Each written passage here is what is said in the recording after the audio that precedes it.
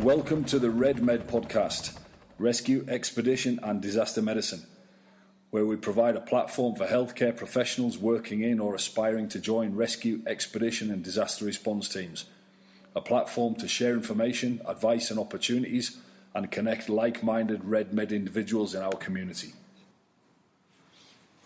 Good morning and welcome to episode 2 of the Red Med podcast.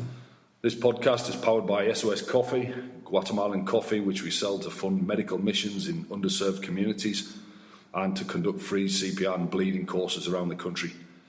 I'm Chris Gibson, and again I'm joined by Chris Sharp, our crew chief at SOS. Welcome, Chris. Good morning.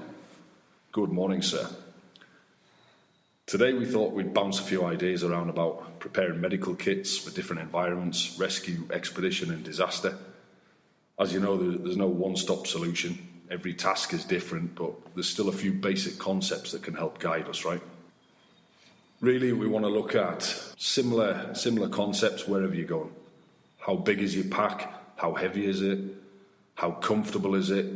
Is it going to protect your gear? You can either be very, very comfortable and efficient, or you can be very uncomfortable and break all of your equipment, lose your equipment, have it wet, covered in mould and dust. So there's a couple of things we're going to consider as we go through this. Again, comes back to our favourite terminology, or mine anyway, risk management. Look at where you're travelling to, the environment. Is going to be hot, cold, humid. There's going to be lots of dust.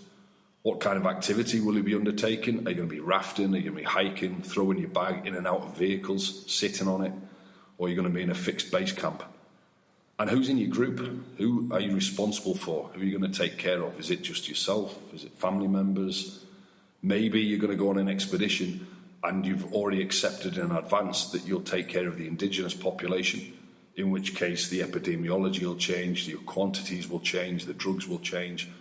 So you've got to look at all of your risk management prior to selecting what you're going to take. And then, I don't know what you think, Chris, but do you select your carriage vehicle first? Do you select your bag or your box first and then fill it as much as you can? Or do you select the gear you need first and then how are you going to carry it? Traditionally, I think medics, we select the bag and then fill it with everything, and then we get a bigger bag and fill it again. I'm guilty of that. Yeah. However, nowadays, I think it's more specific. As knowledge is increased, I have a standard what I take all the time that's really small, compact, and I can improvise a lot of things. It depends the level of training and your comfort being outside, I think. I go with the keep it simple, stupid process now. Yeah. And I just find that a lot easier. And especially if you're travelling through customs, especially as we know in the Middle East, where if anything medical comes in, it's seized and you never see it again. Yeah, absolutely. So you have to strike the balance of what do you actually need, what can you improvise, and then you're essential that you can't make out of trees and grass and rope, things like airways, etc.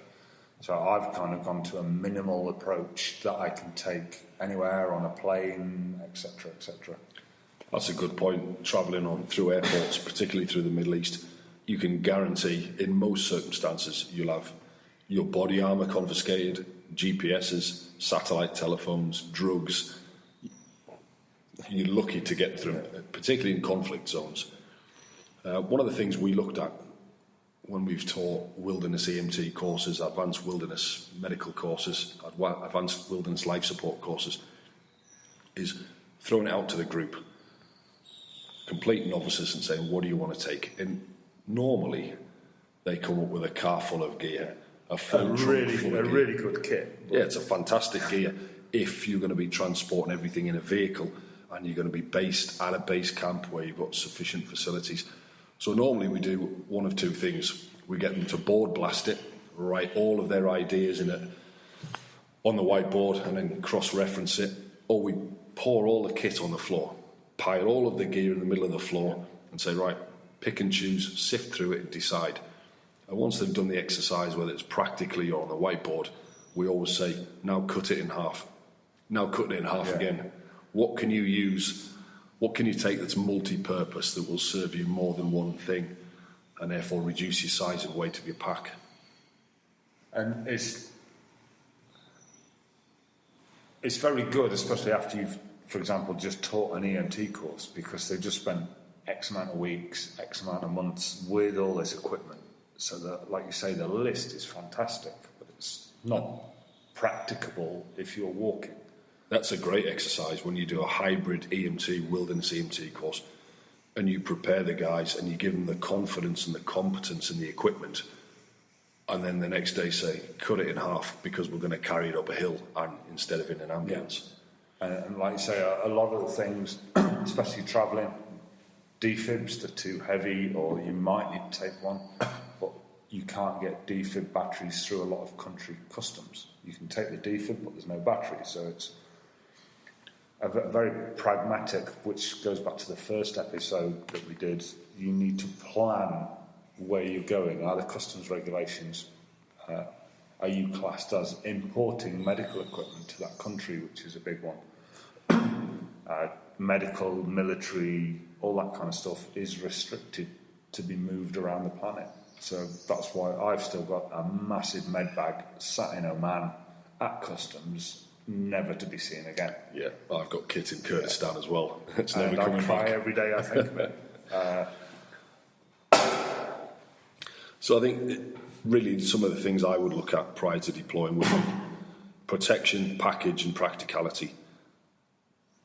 Yeah. Which container is going to protect my equipment to stop it getting damaged, both in transit in the airport and whilst it's getting thrown off the back of vehicles and I'm sat on it at a rest stop. What package is it? Is it carried by hand? Will it clip around your belt? Will it fit nicely in a rucksack? Is it a complete rucksack? How are you going to carry the equipment? And then practicality. It's obviously not practical to carry a Pelican case up the side of a mountain in your hand all the time. But it might be very practical to slide in the back of a mountain rescue Land Rover. So they're the three that I go for: protection, package and practicality. And I think those 3 points depends on a lot on your activity. Are you camp-based and doing day trips? Do you have a vehicle backup? So yes, you could, if you've got a base camp or set base camps, you can pre-position equipment so you could have the full list. Yep. And then you just take enough to get by between those locations, which will then alter ultimately how much you need to carry. Well, that's a great concept, and that requires going all the way back to the baseline of planning. Each phase of the expedition might be different. Each phase of your insertion to deal with a disaster might be different. And the further you go from the base camp, the less equipment you'll have and the less resources in general. So I've got a couple of favourites that probably bounce a few ideas around with these, but a couple of favourites that over the last 10 or 15 years I've always carried, but in different situations. The first one is the huge Sked Pack jumpable medical rucksack. I mean, it is absolutely huge. If you've got a pile of kit, you can fit it in. Yeah, I really like this, even though the size, and we used it obviously for critical care flights for a year and a half, 2 years. Still use it because it is almost you can make a portable hospital to carry. I know it's jumpable for parachute ops, etc. The amount we've put in it, I wouldn't like to jump with a parachute with it. I think there's a caveat there. We have used it and it's very well organised. When you open it out, everything's clearly labelled in transparent packages and pockets. It's big enough for you to put splints in and stretchers. Robust, but we've never jumped with it, and we've certainly never carried it. It probably weighs about 60 pounds. I carried it through the car park, chasing after you, who had the life pack and the drugs bag, and I had that on my back, the vacuum stretcher, and it's just so heavy. And the straps are not, they're strong enough, but they're not designed to be carried on your back for a long period of time. That was one of the weaknesses. The straps did break after a couple of years of slinging it in and out of the helicopter. If they made it half the size, I'd that would be my probably favourite layout of all time. To my mind, if you're vehicle borne or you've got a large helicopter platform and you can put it on the floor, once you open it out, particularly in the field, all of your equipment is laid out in front of you in an organised manner, easy to identify, easy to use, provides a lot of protection. I think it's waterproof, or at least moisture proof. It's certainly dust proof, and it's just the material is solid. We've used it in and out of vehicles for 3 years, and I've found it to be fantastic. I really like the zips. For some reason, they're like stretchy zips. No matter how much you put in, it's got those little elastic grabs. Just gives a little bit. It closes. I still really like it. It is my go-to. For example, if we put a team in the middle of the jungle and they need extra equipment brought by helicopter, because I can lower it because it has got that secure anchor point with a webbing strap sewn around it.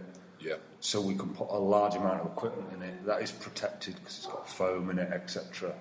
And we can deliver it as almost a surgical kit direct to a location. So I love the bag.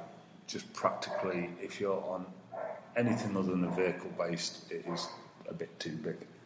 And if you fill it full of med kit, then there's very little space to carry your own gear. Yes. But yeah, in general, it's served us well. Bomb-proof piece of equipment, great if you're static or you need to roll it down a mountain. It's probably going to survive the journey. It kind of takes us onto the Black Hawk Special Operations Medical Backpack. This I bought from the USPX in Iraq in 2005, and I've still got it today. A lot smaller than the Sked Pack, but big enough to stuff it full of enough trauma kit to manage probably 3 or 4 patients. Yeah. To me, it's indestructible. I've thrown out of vehicles, I've sat on it, it's bounced around from helicopters, and it's just indestructible. Quite well organised. It's easy enough to find your equipment, organise your gear, but the biggest pro for me is it's just well designed and bomb-proof.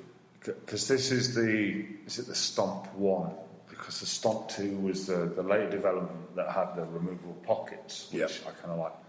I like the Stomp 1 because there's less parts to go wrong.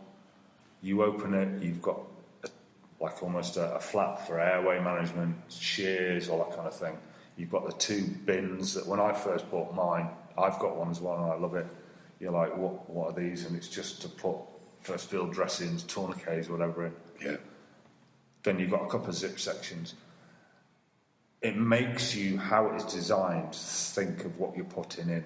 It almost prevents you overpacking. Yes. I know you can stuff more in, but the design... It guides you somewhat, doesn't it? It allows you to carry a lot, but you have to think, I can't fit this splint in because there's no room. So you have to really think of what you're putting in.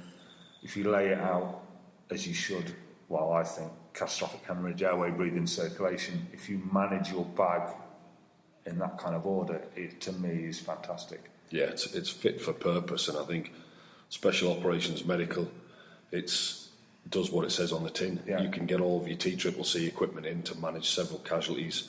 If you're going to stick big boxes of medicines in or loads of IV bags, then you start to go beyond the capacity. But yeah, great bag, useful.